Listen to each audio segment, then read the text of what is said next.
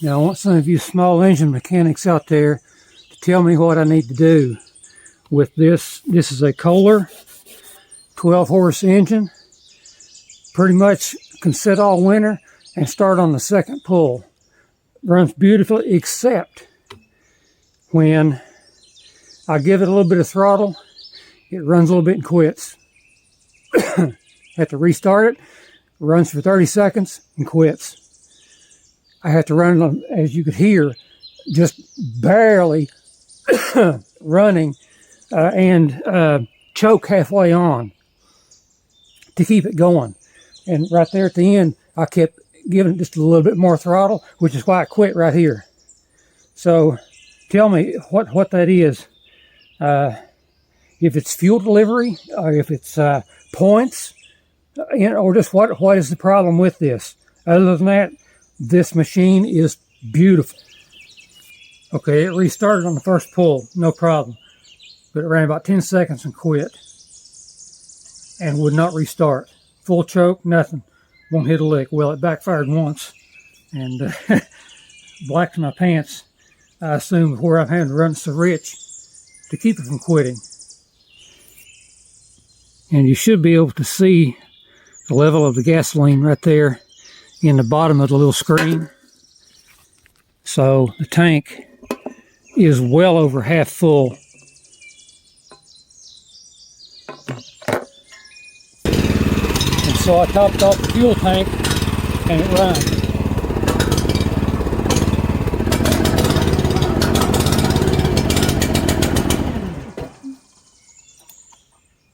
But give it a little bit of fuel, a little bit of acceleration, it quits.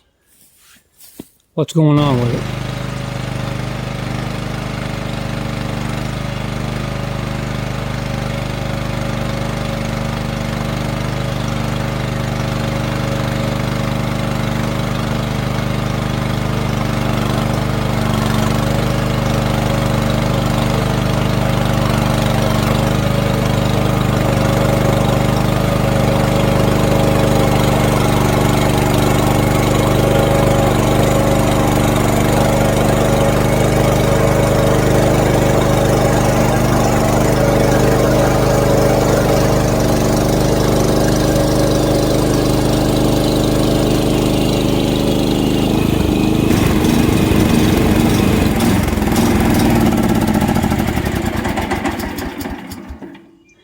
Okay, now what I did, that was, I always shut the gas flow valve off so it runs the carburetor dry.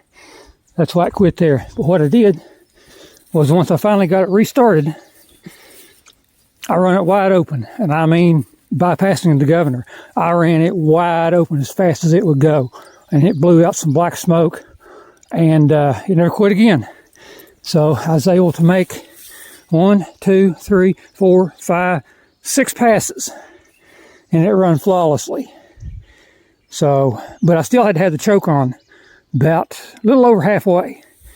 All right, now let me show you what I've done to my garden, because if you've seen last year, you can tell I've made some changes. I get so sick and tired of having to farm on a slope that it's so steep that the tiller won't stay on it. It just keeps running down the hill. Every time you readjust, it just keeps sliding down the hill. So I came down here and I took this wonderful machine right here and I dug this up, and this is where my original garden soil went to anyway, over several decades of rains and stuff. And I picked it up and I brought it back uphill, and you can see what I've done. I filled it. It's still sloped, but I want a little bit of slope. I don't want water to pool on it. But hopefully this will greatly reduce my labor in tilling this stuff up. And I plan on setting my beans out. That's what my trellises are right there, here in just a little while. And then this area will get all the stuff that you saw in the greenhouse in the last video. The yellow tomatoes, the green peppers, cayenne peppers, squash, and zucchini. Will all go in this area right here in nice, fresh, loose soil. So we'll see how that looks in a little while.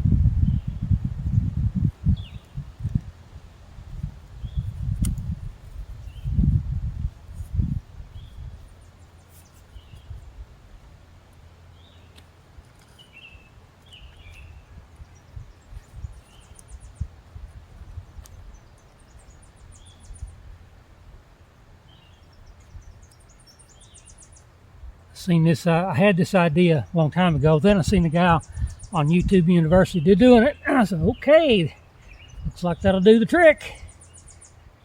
Pour anything you want to in there, water, fertilizer. Gets right to the roots.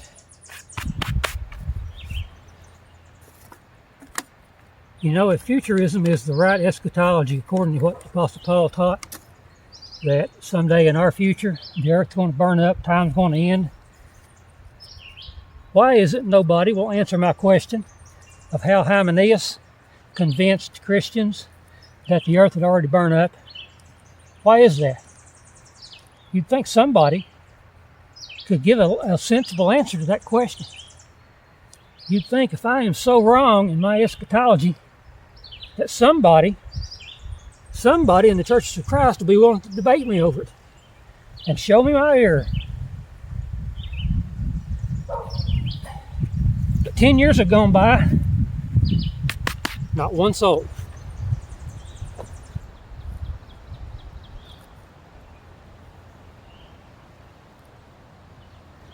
You know, our brethren in the churches of Christ come to Revelation 21. The new heavens and new earth, New Jerusalem coming down from God out of heaven, right? And the new heavens and new earth, 2 Peter 3. And they say, oh, that's in our future. And the earth's going to be burned up. Folks, Paul said the New Jerusalem, which is above, is the new covenant. Galatians 4:26. You need to read your Bible, folks. Paul said it was a covenant. He didn't say we was looking for a new material creation. You need to read your Bible, folks. All right, mission accomplished in spite of the deer flies. So I got my tomatoes set out down through there. There was 17 settings and 2 of them was doubles. And then I've got my bell peppers on this end and my cayenne peppers down on the other end, and then in the middle, you probably see a deer fly buzzing right around here, about to get me. Yep, there he is. Got the zucchinis in the center right there, and then the summer squash are down here. Now to the untrained eye, this is just a mess. But to those of us who know, this is food for deer, and it's the smell of heaven. If I could describe heaven with the human senses, it would taste like strawberries warmed by the sun. It would smell like honeysuckle, and it would sound like, speaking of deer, I've got to get my gate back up across here after I kill this deer fly in my hand.